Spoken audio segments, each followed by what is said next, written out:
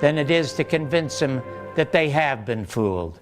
Well, tonight we're going to try to unfool you, because if you've been listening to the American media and if you've been listening to our government for 50 years, you have indeed been fooled. And to help rectify that are three of the very best in this field. You saw the man to my left, Jim Marr, is one of the great investigative journalists without whom I could have not made this documentary. He was invaluable in the information that he imparted. He has new information. He's the author of a great book about the case called Crossfire, which was the basis of the film that Oliver Stone made called JFK. The other book that was used was Jim Garrison's book. And with the earnings that Jim got, he bought a hat, which I'm glad to see.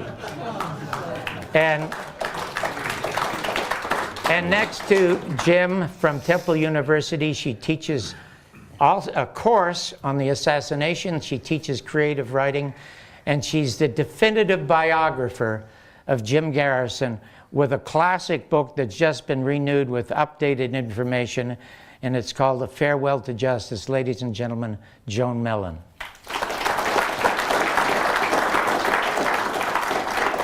And then to Joan's left, a man who I've known and admired for a number of years. He's a very Catholic writer with a small c, in that he writes about everything. He is the man who really writes Jesse Ventura's bestsellers. It was on the bestseller list for 2 weeks, the New York Times bestseller list. The man, They Killed Our President. He's also the author of a really classic 700-page book called The Man Who Knew Too Much. Ladies and gentlemen, please welcome Dick Russell.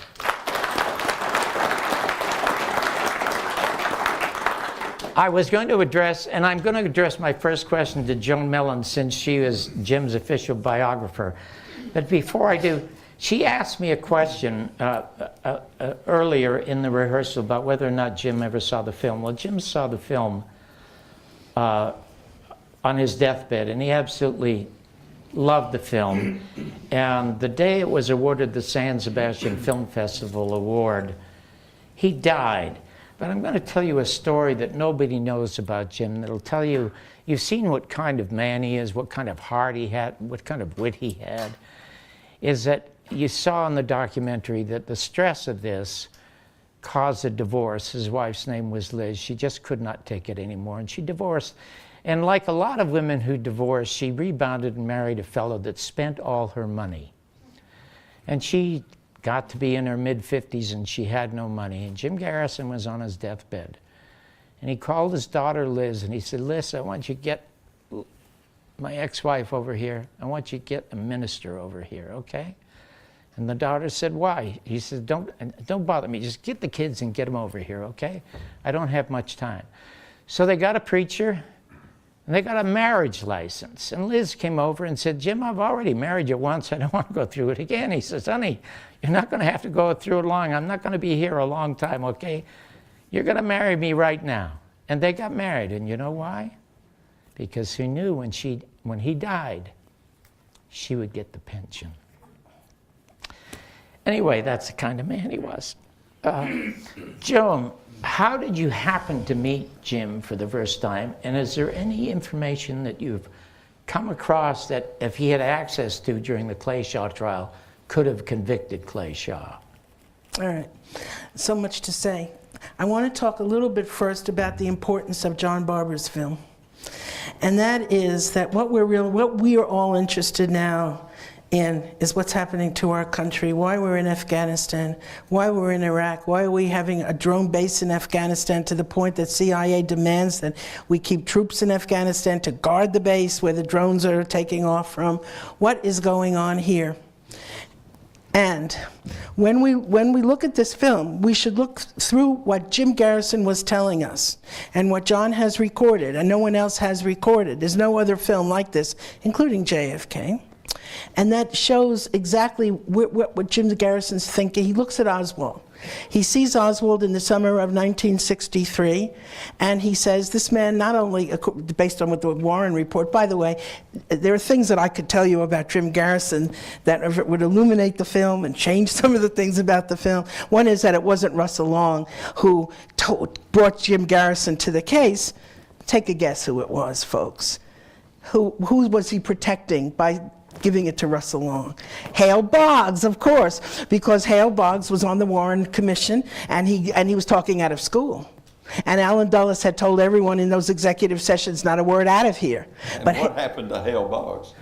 Exactly. Hale Boggs disappears in an airplane over Alaska, and there's never no wreckage. And right, is that true? No wreck, nothing. Yeah, they never found the plane. And they never found anything. And he had just attacked Hoover on the floor of the House. And then this, and so this is what happens. And Jim, so it really shows, and this film records the enormous courage of Jim Garrison, which also includes the courage of John Barber in making a film about this person who to this day his name is taboo. And if you go on cable TV and you go on any TV, and including Al Jazeera TV, you don't hear the name Jim Garrison even at the 50th anniversary of the Kennedy assassination. What got me started on this, I beat John by a year, and that is I met Jim Garrison in 1969. And he invited me and my husband to New Orleans because my husband had been living in London and had gotten a series of newspaper articles from an Italian newspaper of the left, which Richard Helms lied and said was taking orders from the KGB. It wasn't true. They're the independent Italian left. And they had a series on an organization called Permindex, which had an office in Italy called, my Italian is no good, Centro Mondiale Commerciale. And the article mentioned Clay Shaw, and how interesting that only a few weeks ago he was indicted in New Orleans by Jim Garrison. And it said that he was with CIA. And of course, the person who recruited Shaw to that was Ferenc Nagy. And if you look in the National Archives, and good luck if you can find this document still, because they remove documents all the time, but the Frank Wisner papers show that Nagy was a CIA asset since right after World War II. And from the East European section. Somebody once asked me, where are these Wisner papers and that really tell us what the early CIA was like? Good luck. I managed, somebody got them, and then you have to practically be associated with an intelligence service, maybe of this country, maybe of another, to get these documents. So anyway, but I got it. So now anyway, so Jim Garrison invites us to New Orleans to thank Ralph for having sent him the Paese Serra articles. He could not use them in court because newspaper clippings are hearsay, and he couldn't go to, he didn't have the money. One of the things we need, he was doing this whole investigation on a shoestring, and he had nothing, and so I couldn't go to Italy and start investigating, and so he could not use those Paese Serra articles. In his book, he misremembers, Garrison misremembers, and he says, I only got those articles after the Shaw trial. No, he had them in March of 1967. Joe, but excuse me, do you remember the name that he gave the group that was financing him to investigate the case? God, now this is Cecil Shilstone, Willard Robert. The guy that owned the... Help me out. The Willard Robertson who had the VW dealership. That's right. They called the group... Truth or Consequences. Truth or Thank Consequences. You, Dick. And do you recall what his code name was? From 1984, he gave himself a code name. Winston Smith. Yes. And that is, well, Garrison actually gave the name Winston Smith to one of the people that was doing investigating for him called Jim Rose, or sometimes called Carl McNabb, was a CIA contract pilot and knew David Ferry when they flew together, sorry. And so another thing about Garrison that we could add, enormously literary. He had a set of Shakespeare on his desk. He didn't like the Greek classics, he preferred Shakespeare. He really wanted to be a writer, didn't he? He wanted to be a writer, and he sold more than 2 copies of A Heritage of Stone. John was joking, of course, about that. He sold a lot. We went into several printings. He also got a $250,000 advance for the Star Spangled Contract, which he didn't want. Ralph actually sold it for him, and Ralph said, I don't want a commission. I'm not a literary agent. Jim said, I won't take the money unless you take the 10%. He didn't care about money. He didn't have a dime in his pocket. He couldn't afford to send his children to college. They had to work their way through as waiters and all of this, and he had nothing. So the idea that he took bribes from pinball operators or anybody else, or that he was friendly with Carlos Marcello because he was getting something from the mafia, all part of the disinformation campaign that CIA began the minute he started his investigation. Do you remember what happened to some of the money that was raised when Rose went to Miami and was interviewed on the Larry King show? See, one of the reasons that There's lots of stories. Yeah, okay. One of the reasons that Jim didn't use the money from the Treasury of his office is that the public had access to that, and he didn't want anybody to know he was conducting this investigation. And this terrific group of substantial businessmen were financing him in New Orleans because he felt he had the truth. One of them was interviewed in the Larry King Louis show. Wolfson, I don't know if that name means, do you like racehorses? He had a Triple Crown winner. I think it was called Affirmed. Correct me, is that the horse? Okay, now. So, hey, Louis Wolfson, just a second. Okay. Louis Wolfson gave the money, but he didn't want to be known because he was trying to get a pardon. He had some financial skullduggery, and he didn't want his name known that he was giving money to Jim Garrison, so there was going to be an intermediary. And that intermediary was a person you also know, Larry King, who used to be on CNN running an interview show. Larry King stole the money instead of bringing it to Jim Garrison. And a great person who is in my book called Martin F. Dardis, who really broke the Watergate case. That's another whole story. And he's in the film All the President's Men. Well, yeah, but why did Larry steal the money? Why did he was a thief, Larry King. No. You said that Wolfson had a Triple Crown winner. Larry King was a bad horse player. And he stole the $50,000 and paid the $50,000 to bookies, but he was only convicted of stealing $5,000. Well, that's right. Very good point. Okay. Because just for the court, they settled that it's going to be $5,000. It was, of course, much more than that. And then the interesting thing here in Garrison's character is that when the press finally realized what had happened, and Marty said, you know, the bills are marked, these are not the same bills, because Richard Gerstein, who was the state's attorney in Miami-Dade, tried to lie for King. And so Martin's, he was a great money trail guy, which is how he got the CREEP Nixon stuff and how he broke Watergate. You might know Marty because, anyway, every reporter who knows anything about Miami knew Martin F. Dardis. Okay, he also, Joe. wait, I can't stop, just a minute. Okay. I lost my train of thought. I'm sorry. We'll get back to it. Hang on. Just put it on pause for a second. Because we still want to talk about how Garrison's case was validated. But maybe you want to hear from Dick first? No, because I want to first know about Jim and how he felt looking at himself 20 years ago. I mean, he really looked terrific. But I don't know what happened to my hair. I heard you a month or two ago on the Jeff Rentz internet show.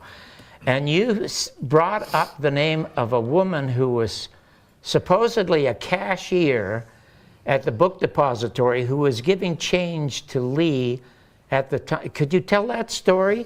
Okay, but I need to make this quick because I have now dug into that. Any of y'all know what we're talking about the possibility of two Mrs. Reeds? Well, I don't think so. I think this is a non-story. I have right here, if anyone wants to come look at it, her handwritten statement from the next day, from November the 23rd. Who was she? She was a secretary at the school book depository, and she married her name was Geraldine Reed, and when she married Robert A. Reed, she became Mrs. Robert A. Reed. The Dallas Police Intelligence Chief, Lieutenant Jack Revel, left the school book depository and went right back to the City Hall where he met James Hosty. I think you all know about that story. And then he went up to his office and he typed up the list of all the school book depository employees. Heading the list was Harvey Lee Oswald of 605 Elsbeth, which, as you heard in the documentary there, then was the same two mistakes that were found in military intelligence files, which means they were tipping off the Dallas police to their suspect. But on his list of the school book depositories, interestingly enough, there's two Mrs. Reeds. There's a Mrs. Robert A. Reed on page 1, and on page 2 there's a Mrs. R.A. Reed. But they both have the same Elmwood address. So I think it's the same person. Now the only thing that came up with the two Mrs. Reeds is that there is a statement in the Warren Commission volumes from a Pauline Sanders, who said that day she called her friend Geraldine Reed, and Geraldine Reed told her that about the confrontation between Oswald and the Dallas policeman, Marion Baker, and Truly, the building superintendent, and that a few minutes later he had come through her office holding her Coca-Cola, and that she said, oh, the president's been shot, I hope he's not hit. And she said Oswald mumbled something, but she couldn't understand what he said as he walked on towards the entrance of the building. That's the exact same thing that Mrs. Robert A. Reed, if you go read her testimony, it's the exact same thing. Now here's, I think, where the confusion came. Pauline Sanders says, my friend Geraldine Reed. Well, the FBI report put down Geraldine, the conventional spelling of Geraldine. Mrs. Robert A. Reed, Geraldine Reed, spelled it Jeraldean. And I've got her birth records, census records from 1940, and I've got her death certificate, and signed off on by her husband, Robert A. Reed. So. And she was present with Oswald at the time of the shots? No. Oh, I thought you No, said on that Robert Groden has put that into his latest book, and that's where it got started. Oh, I see. And I was talking to Robert just the other day, and I said, is it possible that you actually talked to Mrs. Robert A. Reed, but you only knew her as Geraldine Reed? And he said, yeah, that's possible. So I think there's just been a mix-up there. Oh, I'm glad you clarified that. Dick, the man who knew too much. A lot of people have never heard of Richard Case Nagel. Could you tell very quickly the audience the story of Richard and why he did what he did? Yeah, it's a long and complicated story, but I'll try to summarize it. And that's the reason I went to see Jim Garrison in '75 and then again in '76, was to talk about Richard Nagel, who Garrison told me he thought was the most important living witness that there was. And I had met him in 1975. Nagel had been arrested. He sometimes pronounced it both ways, Nagel. It's spelled with two L's at the end, but at any rate, he had been arrested in September 20th, 1963, 2 months and 2 days before the assassination, outside a bank in El Paso, Texas. He'd walked in, he'd asked a teller for $100 in American Express traveler's checks. He'd stood back and fired 2 shots into the ceiling and walked outside and intentionally gotten himself arrested. The FBI, he did this because he wanted to be taken into federal custody. The FBI, he said, why don't you look in my trunk? There's a machine gun in there. He had a couple notebooks on him. One of those notebooks, the reason I found Nagel so interesting and wanted to find him in '75, when I was starting to freelance about the assassination for a number of newspapers, the Village Voice, Harper's Weekly among them. And one of these notebooks had contained remarkably similar listings to Oswald's. The Fair Play for Cuba Committee was in there, the number of the Cuban Embassy in Mexico City was in there, and I saw this notebook. I mean, the FBI held on to it for 12 years, finally released it in 1975 to Bernard Fensterwald Jr., an attorney in Washington, and I'd seen it, and I tracked Nagel down in Los Angeles, knocked on his door, and struck up a relationship with him that went on casually. I mean, I saw him maybe once every 6 months. I ended up going to work out in LA for TV Guide magazine for a few years. So I waited for a long, long time to tell what I knew of his story, and I never got the entire story from him. But I saw enough, not just the notebook, but other things, to make me believe that this guy was totally credible. And I interviewed a lot of people about the assassination. And Garrison certainly thought he was very credible. The unfortunate thing about Garrison's investigation, Nagel was, well, he was railroaded through prison for 4.5 years and tried twice and convicted twice in El Paso of, quote, attempted bank robbery. I talked to a lot of people in El Paso who knew that was a bogus deal, of course, too. He tried to bring out issues about this before the court, was prevented from doing so. The judge who came into his trial suddenly in January of '64 was a very, very close friend of Lyndon Johnson's named Homer Thornberry, who totally squelched anything about the assassination from coming up at the trial.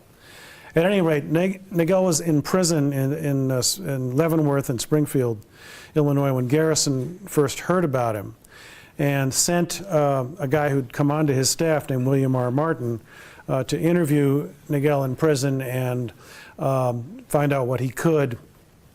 Martin, it turned out, worked for the CIA. And certainly formerly had been in the Latin American division and still was. He was one of a number of agents who were infiltrating Garrison staff, and that's been well documented in recent years. The Nagel story, very quickly, of what he knew, or what I found out he knew, was that he'd been involved in monitoring a plot that had come to involve Oswald only in the summer of '63. Before that, there'd been two earlier plans to assassinate President Kennedy, one in Miami in December of '62, another in LA, when the premiere of the movie PT 109 was going to happen in June of '63. And then Oswald was brought in as the key patsy by some anti-Castro Cuban exiles and renegade CIA people. Because, of course, Oswald had been in Russia, and they had this whole thing. He was going to go to Mexico and try to get into Cuba. And exactly what Oswald's role was always unclear in terms of what Nagel was willing to tell me. There was a photograph of Oswald and Nagel taken in Jackson Square, New Orleans, in the summer of '63, which has never surfaced.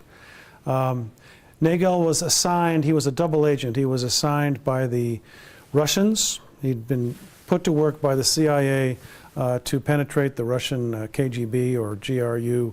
And the Russians had assigned Nagel to keep an eye on this guy Oswald and also to monitor this assassination plot. And that had been going on for some months. At any rate, it was the Russians who ordered Nagel in the summer of '63 to either convince Oswald he was being set up, or if he couldn't do that, kill him in Mexico City. Rather than do that, Nagel sent a warning letter to J. Edgar Hoover, giving him plenty of information about what was going down. Also warned his superiors in the CIA, Desmond Fitzgerald among them. And the long story very short, walked into that bank in El Paso and intentionally got himself taken out of the picture. I saw you nodding a lot when Dick was talking. I wanted to say one thing, and that is that Jim Garrison finally, Dick knows this, of course, did ask Richard Case Nagel to come and testify at the Shaw trial. And Nagel said he will testify, however, he will not use the word CIA. And when Garrison heard that, that was what's the point? Who needs him if he isn't able to reveal the part that he played and that Oswald played in relation to CIA? And so that's really, we would have gone there, but he wouldn't have said CIA. I just want to say one thing. I'm looking at the emails and things, because John wanted me to say this for starters, and I've said it before, but I wanted to just say, and I have copies of this document if you need it. Some people have said, well, Jim Garrison's case had a lot of holes in it, and why is there so much animosity toward Jim Garrison, which I can answer easily because the CIA media assets that was set out in 1967 against Garrison are still out there and still working against Garrison. And the other thing is that, even though I've said this before, I'll repeat it because it's the best document that I ever had, which is that the History Review Group of CIA was working on the issue of what to do with the House Select Committee records that CIA had created to giving to the House Select Committee. What are they going to give it to the National Archives? Are they going to keep it secret till 2029? Whatever. And in the course of that document, the CIA refers to an extraordinary fact, which is that they had Office of Security files on Clay Shaw. And now that's very different from the clandestine services. Garrison and John Barber, they've made us look at the CIA and look at this agency and its role in American power and in how this country is run. And that's our purpose here, is to do that. But wait, I didn't get to the punchline yet. Okay. Hold on. And that is that the punchline of that document is, they write, and it's an internal document now, it's not for disinformation, for external use, for whatever. It says Clay Shaw was a highly paid CIA contract source. And Garrison never had that. If he had anything like that, he might have made the attempt to assign motivation to Shaw for the jury in that trial in New Orleans. He had no motive. He couldn't give motivation. And so what did he do? Cleverly, Shaw had a very slick lawyer who said, have you ever been associated with CIA? Have you ever worked for CIA? And Shaw just says, no, never. And that's the only introduction of CIA into the Shaw trial, is from the side of the defense, Clay Shaw's side. And here we have, and this is only one record, the one I had, that's an outstanding record. But there are other evidence that has come across since the Garrison case and since my book first came out. And one is, and I won't go into all the details now, you'll die, but that is that James Angleton had told the church committee, no, Oswald was never debriefed by CIA when he returned from the Soviet Union, and we have pretty good proof that Oswald, in fact, was debriefed by the Soviet-Russia division of CIA in New York City by a woman named Eleanor Reed.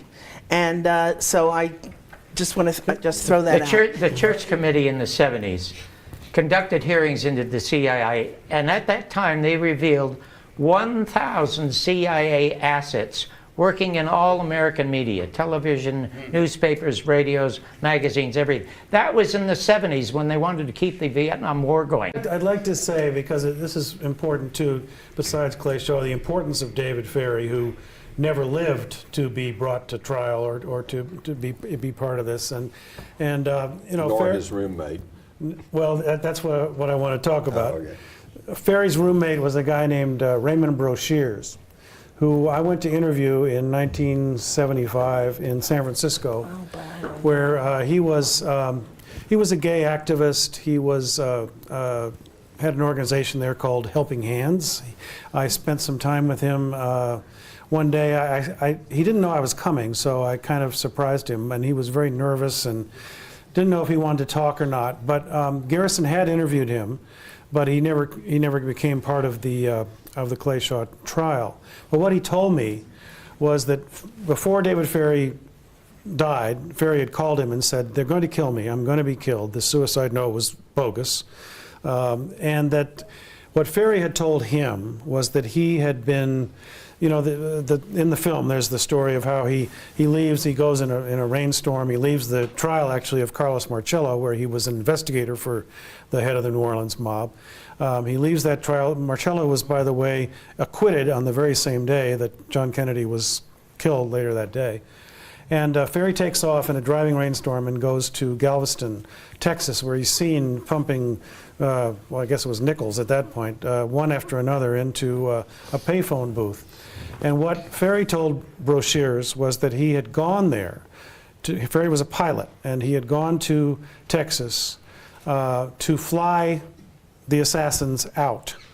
And he was going to fly a twin-engine plane, and he got word in that phone booth that the plane, which he was going to fly to Mexico, and then the assassins were going to be taken on to South Africa, that the plane had gone down, that it had taken off earlier, apparently from Redbird Airport in Dallas, and was gone. And so what Broshears said was that this was Ferrie's role, that he had known Oswald. He had Oswald's library card on him at the time of the assassination, was very worried this would be found out. And Broshears' final comment to me was that this was the assassination was a conspiracy and manipulated very cleverly, the people involved, by people pulling the strings. So these are the kinds of things that David Ferrie knew, and the tragedy is, of course, that he was never around to take part in what Garrison was trying to do. I just want to say one thing about Broshears. Garrison had all the statements from Broshears long, and he didn't use any of it, and he didn't have him in the trial. And the reason is that Garrison decided that the two categories of people that he did not want to testify for the state, and one was homosexual. And that is, he did not want to bring Shaw's homosexuality into the trial or mention it in any way or have any homosexual witnesses to come on behalf of the case, of the state's case. And so that's the other category that and I think he regretted later, he didn't have anybody with a criminal record either, but then he finally realized, well, of course, who are you going to have who's been in on these things if not people that have a criminal record? It was a mistake. But those are the two categories, and he's scrupulous. Now, Bill Alford here is all caught up in the whips and the chains and the things that they found in Shaw's house on the night that Shaw was arrested by the Orleans Parish District Attorney's Office. But Garrison never publicly said anything about any of that. It just shows you what a decent man is. He refused to prosecute a bookseller who was selling James Baldwin's book, The Fire Next Time, because he said it's a freedom of the press. Another country. Now, we'd like to, I see some hands up. Yes, sir. Would you stand? Give us your name and your question. John Delaperta. The first question I had was, do you have any idea who the shooters were? One shooter that I have in the Garrison case was named Lawrence Howard. And we know that he was at Dealey Plaza. We know that a set of documents, of diagrams and maps of the parade route were given to him the week before of the assassination.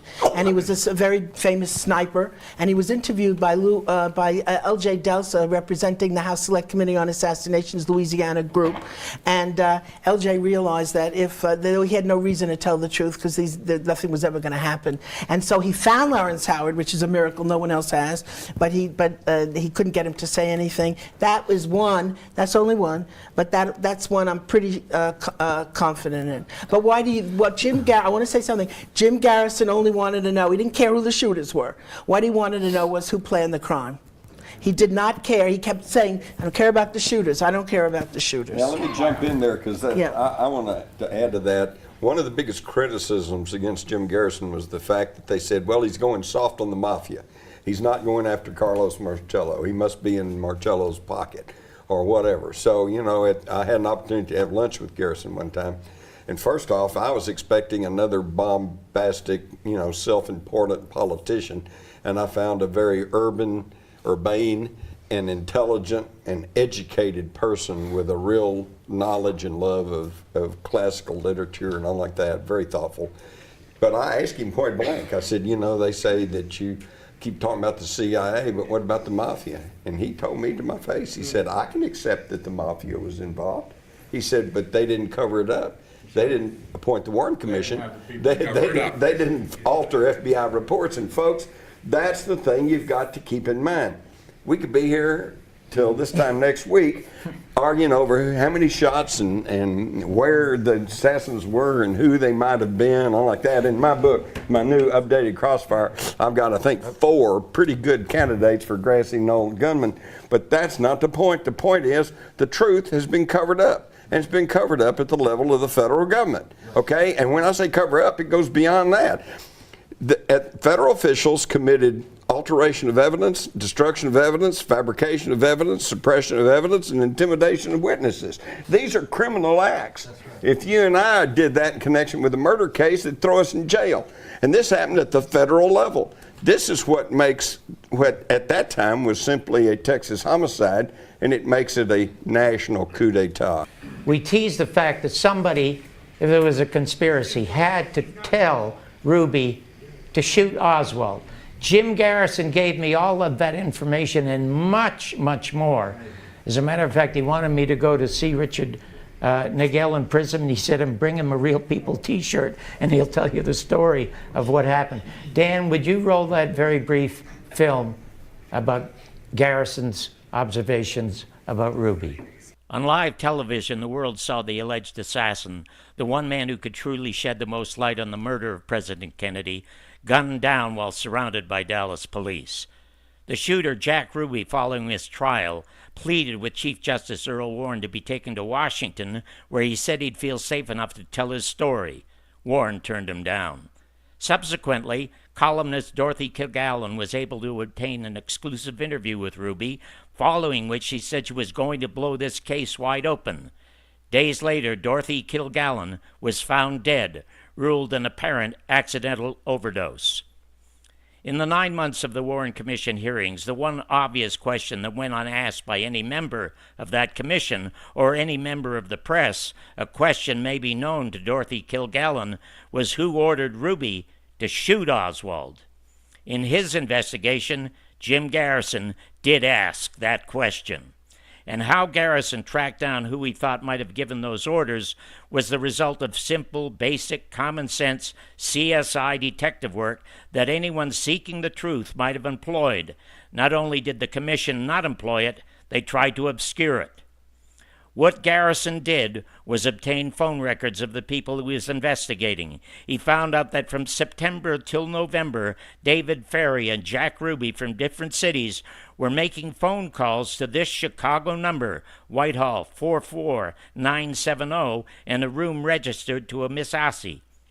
In plowing through the Warren Report, Garrison found that the commission had changed her name from Assey to Jean West. Garrison then discovered that this lady, whatever her name, had testified that she'd accompanied a married businessman to Dallas. They went to Ruby's Carousel Club 2 days before the assassination, met Ruby, then after the assassination, moved to another motel, and on Saturday, hours after the assassination, her date met with Jack Ruby at the Cabana Hotel. Her date's name was Lawrence V. Myers, whose son, also in Dallas at the time, was with military intelligence. Federal officials prevented Garrison from ever interviewing Lawrence V. Myers. That goes right back to your observation, Jim, that an ordinary, what was classified as an ordinary murder. The reason Garrison said that they would never extradite Myers is because there was no federal crime to killing the President of the United States.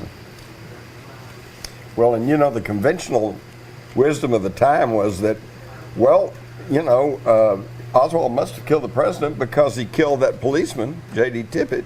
Except I'm here to tell you folks, he did not kill Officer Tippit. How do I know this? Because I've talked to 3 separate witnesses, including Butch Burroughs, the assistant manager of the Texas Theater, who all said that they encountered Oswald in the theater at the time or before Officer Tippit was shot.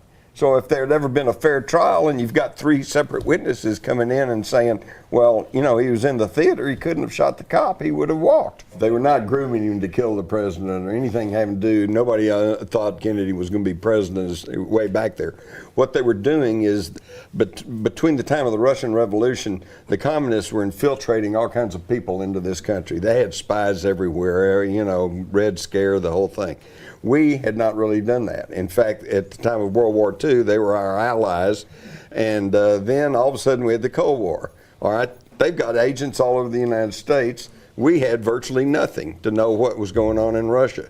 So they began to groom some of these kids to fill in. So they had a kid in New York, and he could maybe even speak Russian, and his parents were refugees. They were anti-communist. He'd be a perfect asset. But they couldn't put him in there under his own name because the Russians would immediately know he's just a spy. So they went, hunted all through their records and found a kid that looked a whole lot like him, Lee Harvey Oswald. And they recruited him into U.S. intelligence exactly as his mother always told me. Now I have another problem because there's a document that came out of the House Select Committee Times which has all the different aliases of Oswald and Lee Harvey, Henry. And next to Lee Henry, there's a T, and it means a true name. You and John and Joan and Dick and literally hundreds of other unbelievably talented, capable people have come up with this information that is rock solid. So what is wrong with America that we can't get it solved and move it forward? Well, Go ahead, Dick. One thing, a big problem is the media. I mean, Amen. That's where I come from, and I'm ashamed of it. You know, now they're more controlled maybe than they were then. But back then, Bob Woodward did a piece for the, not Woodward, but Carl Bernstein did a piece for the Rolling Stone back in the 70s about how the CIA had worked very astutely to infiltrate the media, starting as soon as they were formed in 1947, and just many examples of this. And C.D. Jackson, the publisher of Life magazine, very close to Allen Dulles, had worked for the CIA in the 50s. So it's no wonder that Life magazine is portraying Oswald as the lone assassin right from the beginning, and buying the Zapruder film. CBS News, also highly infiltrated by the CIA, or at least that's really not the word. They were willingly cooperating with the CIA for many years. And you know, so after all this time, 50 years go by, and you still watch everything basically defending the Warren Commission, and the reason is that after all this time that they've got so much egg on their face, they don't want to give any credibility to a book by Jim or Joan or John's film, because then, you know, they look like fools, which they are. But they had their own reasons, because they were very big establishment players, quote unquote, to Big salaries. Big salaries. They're making money on these wars. Make lots of money on talks. And if you really look into it and say, yes, the president was killed by a conspiracy, and it was a domestic conspiracy, and it was a coup d'etat, what does that do to our country? That means, hey, we better wake up. Do any of you think that somebody from the CIA or the FBI was with Dan Rather when he saw the Zapruder film? Now, he goes from being a street reporter, he goes on the local You made news. the point in your own film. Bill Paley was with CIA, and CBS is doing what CIA wants to do. In Dan's autobiography, he said literally, it was a forgetful moment. Now, if you watch originally what he's saying, he describes in detail everything that John Kennedy's wearing, the pillbox hat, the color of Jackie's suit, the Movement of the motorcade. movement of everything. Everything's accurate. Until the headshot to the headshot that any idiot can see throws the president back like this, and he says he's thrown forward, and then years later he's an anchor person making $6 million. They called him the $6 million man on CBS. There's always a good lie always has a lot of truth in it, the true details. And in his autobiography was the camera never blinks.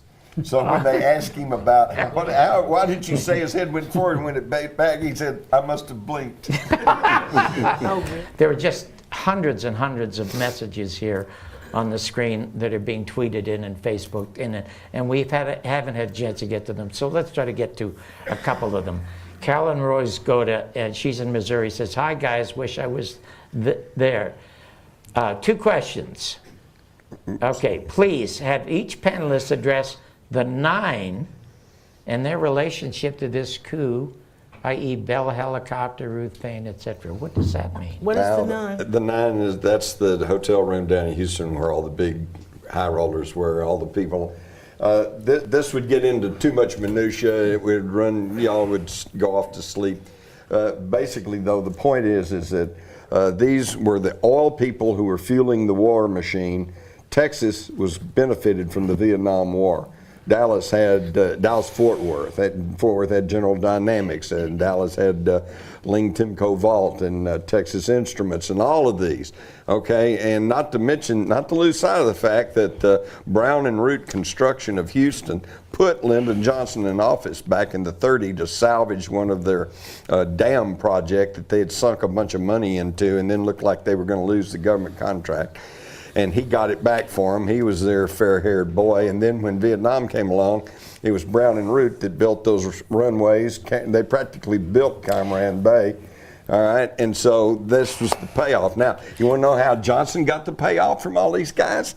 Because I used to go out to the air shows at Greater Southwest Airport. It was an airport that Dallas had Love Field and Fort Worth had Meacham Field, and everybody understood that we needed a regional airport. We needed a big airport that would serve both Dallas and Fort Worth. So they created Greater Southwest Airport. Well, the problem was Amon Carter, the mover and shaker from Fort Worth, had a little more pull in Washington, and they got the terminal placed on the Tarrant County side, so Tarrant County was getting the bulk of the revenues, and Dallas got mad and pulled out, and to this day they operate out of Love Field. Okay, so then in the late 60s, all of a sudden the guy from Brown and Root came up there and started buying up all this property north of Greater Southwest Airport. And the next thing you know, it ended up in Lady Bird Johnson's name, and then they announced they were going to build Dallas-Fort Worth Regional Airport, and the land values went through the roof, and Johnson became a multimillionaire. There have been 2 books out that say that Lyndon Johnson was behind the assassination. One was a fellow named Barr McClellan, who was Johnson's attorney for 15 years. The book is Blood, Money, and Power. And there's another fellow whose name I don't Roger recall. Stone is one. Yeah, Roger Stone is one. Okay, could somebody clarify that? Why all of a sudden is mainstream media giving some attention to somebody saying that Lyndon Johnson was behind? I'm writing the a book on Mac Wallace and Lyndon Johnson, so I'm going to answer this one a little bit myself. Yeah. Because we've got to, and I telling everyone, I reinvestigated the question of whether that fingerprint up there on the 6th floor, the unidentified fingerprint that was in the hands of the Warren Commission, was in fact Mac Wallace's. And I just can tell you where I keep this.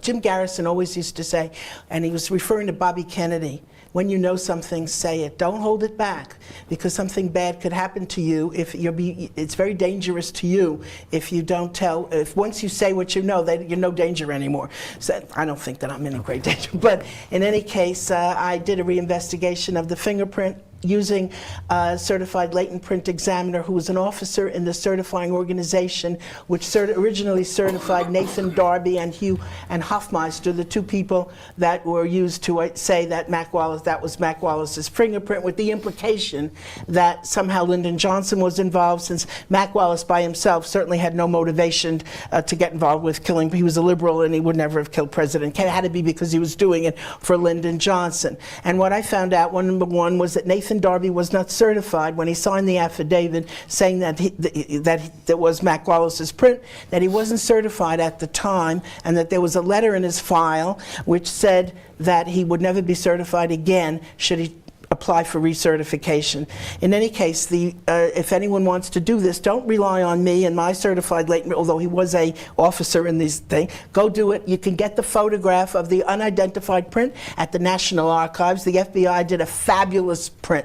It's that crystal clear, and all hundreds shades of gray, whatever. Go look. You can get it at free practically, and look at it yourself. Look at the Navy prints, because Mac Wallace was in the U.S. Marines, and the Navy did fabulous prints.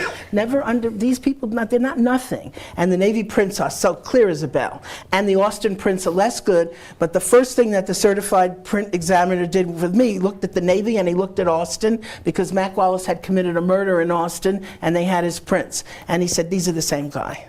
Joe, and then, wait a minute, I'm not done, just a minute. Okay. And then he looked at the Warren Commission print, and that was not the same guy. But I want to say the real question that John asked, it's a real question, why the sudden flurry of books in the last decade saying that Lyndon Johnson did it?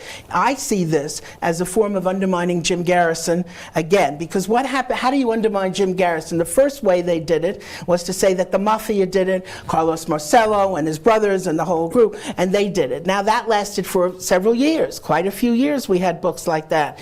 So that got tired out. How about an alternate sponsor? How about some story which CIA does not get involved in? If you look at those books, you will not find any discussion of CIA involvement with Oswald or with the Kennedy assassination. It's strictly Lyndon Johnson, and as Tom Bowden said, who ran the Conspiracy Museum in Dealey Plaza, a Texas story. This is Texas justice. This has nothing to do with anybody else. So I see. It's an easy scapegoat too. You know, the guy wants to become president, so he's going to take out the guy who's ahead. You know, it avoids the difficult question of if the CIA was really involved. What's the evidence? Why should it be one or the other? How about all of them? No, but they say that. These people are saying it's only Lyndon Johnson. We're not saying Michael, it. we have a young man in the audience who wants to ask a question. Is he still there? Is that young student from? I moved over here. Where are you? Oh, back there. Okay, go ahead. Hi, my name's Aaron, so forgive me, I'm only 18, I'm a high school student, so my question may not be the most intelligent, so forgive me. But what I want to know is, I do believe that the CIA was involved. I do believe they had Kennedy assassinated. But why assassinate him in broad daylight with thousands, for the sake of argument, let's say thousands of witnesses saying that they saw shooters in the grassy knoll, and then have to go through all the work of having to cover it up? Very simple. The same reason we execute publicly criminals, to serve as a deterrent to anyone that would try to follow in his footsteps and knock down the war machine and put us on a path to peace and prosperity and not let the bankers run the country. Okay? They had to, and at the time, you're too young to remember this, but at the time, all the talk was the Kennedy dynasty. Mm-hmm. Right? You got Jack, and then you got Robert, and you got Edward, and they're all in line. And for the enemies of the Kennedys, it's like, holy cow, we're going to have a Kennedy in the White House for the next 20 years, you know. So they had to kill him in broad daylight. It was a public execution to serve as a deterrent. And while I'm at it, let me point out that Kennedy, in the summer of '63, became only the second U.S. president to try to issue money through the Treasury, not through the banking system of the Federal Reserve. Okay, and the first president that tried to do that was Abraham Lincoln, who issued greenbacks instead of borrowing money from the international bankers to finance the war between the states. And folks, I don't think it was just a coincidence that those two presidents were shot in the head in public. It was Executive Order 11110. And the day that he was shot, they stopped printing those. Kennedy was the last president who thought he could take power. Everybody after, as Jim said, they know that they have that gun at their heads. They know they better not try to do anything, take any decisions on their own. In fact, if you remember your history, the first assassination attempt on a U.S. president was Andrew Jackson, back in what, about 1832, something like that. And what was he doing? He was trying to get away from the bankers. National Bank. In fact, he ended the central bank. George Bush always denied that he was in Dallas, or he couldn't remember where he was, but we saw from one of these documents that Garrison gave us that evidently the FBI got, or CIA got some kind of report from George Bush warning about an assassination attempt. Do you think Bush in any way knew about this? Knew it was going to happen? I think so. And by the way, what you mentioned there was the case of James Parrott. Yes. Let me point this out. Bush did two things by the day after the assassination, reporting to the FBI that James Parrott of Houston might have been involved in plotting against the James Parrott. I met him. He's a really nice, quiet, milquetoast guy. He was the head of the fledgling young Republicans at that time in Texas. Keep in mind, at the time of the assassination, there were no Republicans in Texas. It was old yellow dog Democrats, okay? John Tower had become the first Republican elected since the war. James Parrott, though, detested Lyndon Johnson, and as also Bush. So he was a thorn in Bush's side in the young Republicans there in Texas. And so this is the guy, so he reports him to the FBI. They made James Parrott's life miserable. And of course, he could never pin anything on him, but it got rid of a political enemy of George Herbert Walker Bush. The other document that you didn't have in the film, but we know, is that supposed one where Hoover says that he debriefed right after the assassination George Bush of the CIA, Yeah. where Hoover's obviously outing Bush. Bush has been a long-time CIA, there's no question about that. And it looks like internal warfare here between the FBI and CIA. Okay, and I want to thank you all so very much for being here. You know, we could literally go on forever, and I'm sure we will, because this will not be the last word. But saying goodnight, I would like Dick and Joan and Jim to take 1.5 minutes to sum up what it is that you want to sum up, to say goodnight to the people. You go for it. Yeah, go ahead. Well, just that I feel this was a very important night, that the Garrison film that John worked on has finally been shown to actually a worldwide audience on the web. And it's vitally important for the future of our kids and grandkids in the country, because they're up against so much in terms of civil liberties and climate change and just unbelievable obstacles they're going to face that we pass on to them. There's not too many young people here tonight.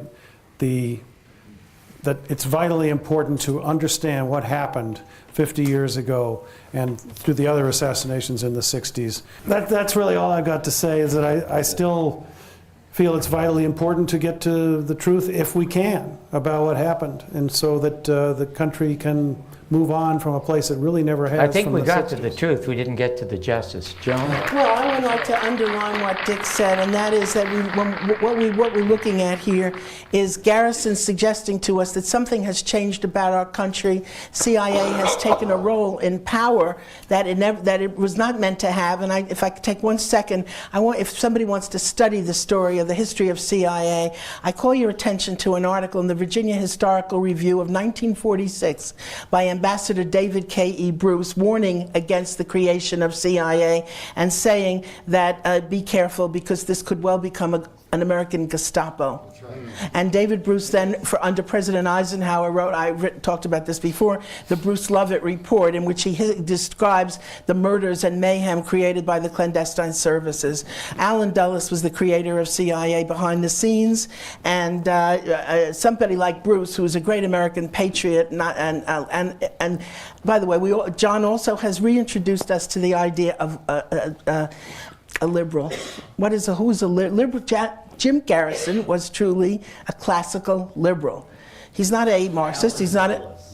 Alan Dulles is as we look at his history, an anti-Semite and a person who collaborated with the Galen organization.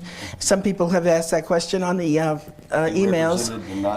And asked the Galens to take over the United States intelligence efforts in the Soviet Union after the war. And he relied on all the Nazi SS and Galen organization, which was the Nazi intelligence, to do that. There's so many subjects. We're not done. We're done tonight, maybe, but we're not done. Jim. Oh, okay. All right, well, I want to give you some ammunition to take away with you tonight. So when it comes up about the assassination, here's the basics. If you have unlimited faith and confidence in the federal government of the United States, then you believe the evidence that they present to you in this case.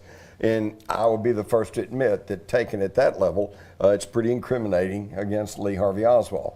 But if you have the slightest suspicions and the slightest doubt about the faith and veracity of the federal government, and let's see now, light at the end of the tunnel in Vietnam, I am not a crook, read my lips, no new taxes, weapons of mass destruction. I didn't have sex with that woman. I didn't have sex with that woman. You can keep your doctor. And if you like your health care plan, you can keep your health care plan. All right, well, they lie to us only continuously. So then, once you begin to think for yourself and quit listening to the CIA-backed corporate mass media, then you'll start figuring out and you'll know the truth about the Kennedy assassination. Maybe not every detail. Ladies and gentlemen, the fact that I could do this live webcast, even though I had to pay for it, proves that we still live in the most interesting country in the world. And perhaps it would be a much more interesting country and a much more humane society if we cared as much about who killed our president as who's going to get killed Sunday in the Super Bowl. But when it comes to the Super Bowls of assassinations, the first one being November 22nd, 1963. The score was, the government won, the truth nothing. But we all know the truth won because the officials were corrupt. The truth will never get its trophy or its true justice until those officials who still hold high office and their clones who still hold high office are removed from that high office. But because when it comes to political assassinations, which are still continuing, they're still calling the shots. As Edward R. Murrow used to say, America's very favorite and best journalist before he was taken off of television for telling the truth. Good night and good